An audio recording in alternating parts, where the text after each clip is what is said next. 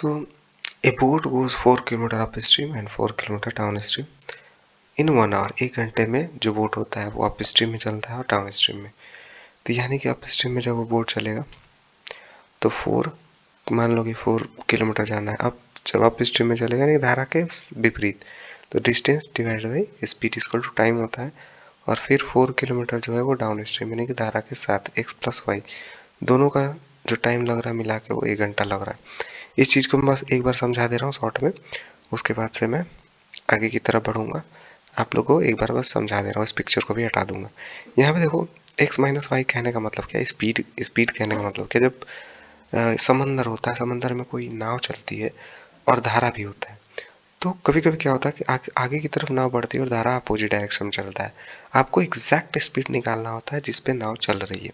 अभी जैसे मान लो कि नाव का स्पीड 10 किलोमीटर है, ठीक है, ये इधर साइड नाव चल रही है, आपको पता है आगे की तरफ बढ़ रहा है नाव, ठीक है। धारा का स्पीड मान लो कि 2 किलोमीटर इधर चल रहा है, तो हर एक घंटे में ये 10 किलोमीटर चलेगा, लेकिन हर एक घंटे में 2 किलोमीटर धारा उसको पीछे की तरफ ठेल देगा। जब वो अपोजिट डायरेक्शन में चलेगा तो 8 किलोमीटर चलेगा।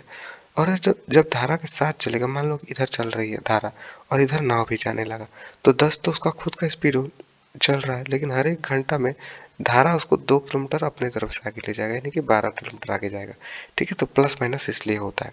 बाकी बाकी जो है, बाकी यहाँ पे अगर मैंने डिवाइड किया है, ठीक है, अगर मैंने इस चीज़ को डिवाइड किया है तो distance divided by speed equal to क्या होता है, टाइम। कौन सा टाइम, जब वो अप स्ट्रीम है यानी कि धारा का विपरीत चल रही है। इस और यहाँ भी वही है कि डिस्टेंस है और डिस्टेंस डिवाइड बाई क्या है, स्पीड है। स्पीड कौन सा, डाउन स्ट्रीम, जब वो डाउन स्ट्रीम में चल रहा है तो कितना टाइम लग रहा है, लेकिन ये दोनों टाइम मिला के हमें ये पता है कि 1 घंटा लग रहा है। सिमिलरली यहाँ पे 5 किलोमीटर डाउन स्ट्रीम चलता है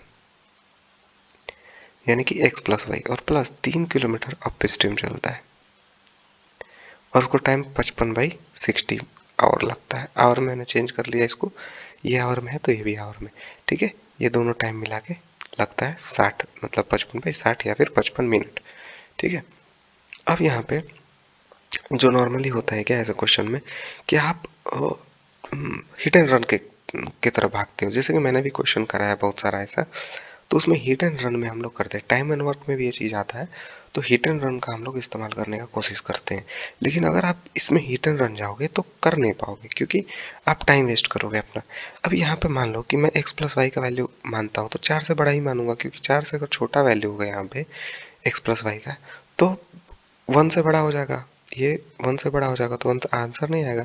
अगर ऑप्शन में देखो तो 6.5 दिया हुआ है, हमें किस चीज़ का स्पीड निकालना है, स्पीड ऑफ बोट खाली निकालना है। जब खाली बोट का स्पीड 6.5 दिया है तो इससे तो बड़ा ही आंसर आएगा हमारा x प्लस वाई का। अब इसी में आप कंफ्यूज हो जाओगे और हर एक ऑप्शन को चेक करोगे तो भी आपका दिक्कत होगा।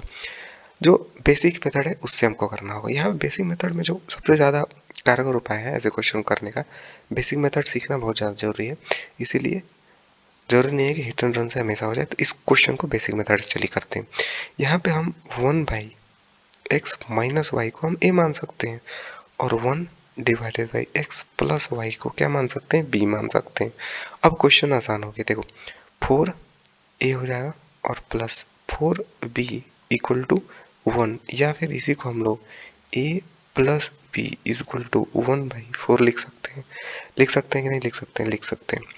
यहाँ पे इसी चीज़ को 5b प्लस 3a लिख सकते हैं इक्वल टू 55/60। देखोगे तो 55 जो है 5 से कटता है और 60 भी 5 से, तो 11/12 बार में कट जाएगा। तो ये हो गया आपका दूसरा। ये पहला इक्वेशन आप मान सकते हो।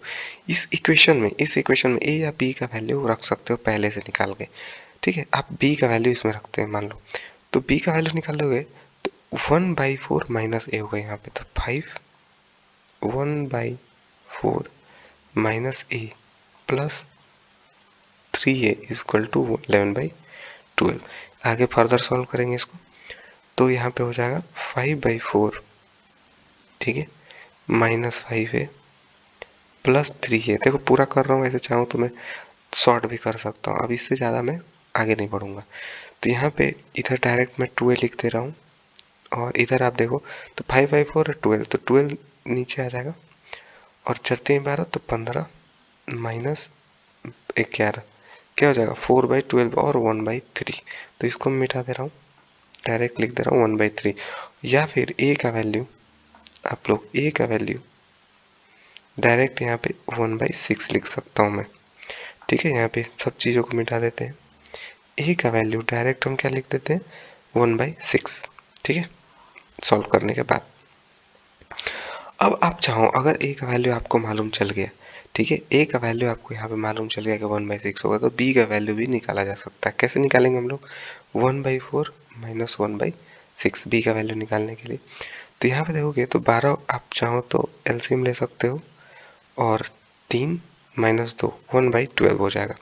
ठीक है, तो बी का वैल्यू क्या निकल गया 1/12। ठीक है, ए का वैल्यू और बी का वैल्यू भी निकल गया। हमें किस चीज़ का स्पीड निकालना है, बोट का। ये बोट का स्पीड मतलब क्या, एक्स। ठीक है, एक्स का वैल्यू निकालना है। यहाँ पे देखो ए का वैल्यू इस चीज़ में 1/6 रखोगे तो X minus Y is equal to 6 हो जाएगा।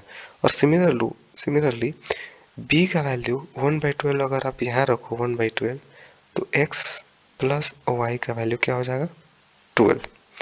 और यहाँ पे इसको सॉल्व करोगे तो हम x का वैल्यू निकालना है, तो आप डायरेक्ट इसको सॉल्व करके 2x इक्वल टू 18 और x इक्वल टू 9 निकाल सकते हो। ठीक है, तो बेसिक भी एग्जाम में जानना बहुत ज़्यादा ज़रूरी है। ठीक है, तो उम्मीद है आप समझ गए हो इस क्वेश्चन को, और अगर समझ गए हो तो चैनल को सब्सक्राइब कर सकते हो। अच्छा लगा वीडियो शेयर करो, ठीक है, तो और लाइक भी कर सकते हो। तो और क्वेश्चन बोट एंड स्ट्रीम का देखना है तो प्लेलिस्ट में बना दी हूँ, जाके देख भी सकते हो। चलो देखते हैं और सारे क्वेश्चंस भी।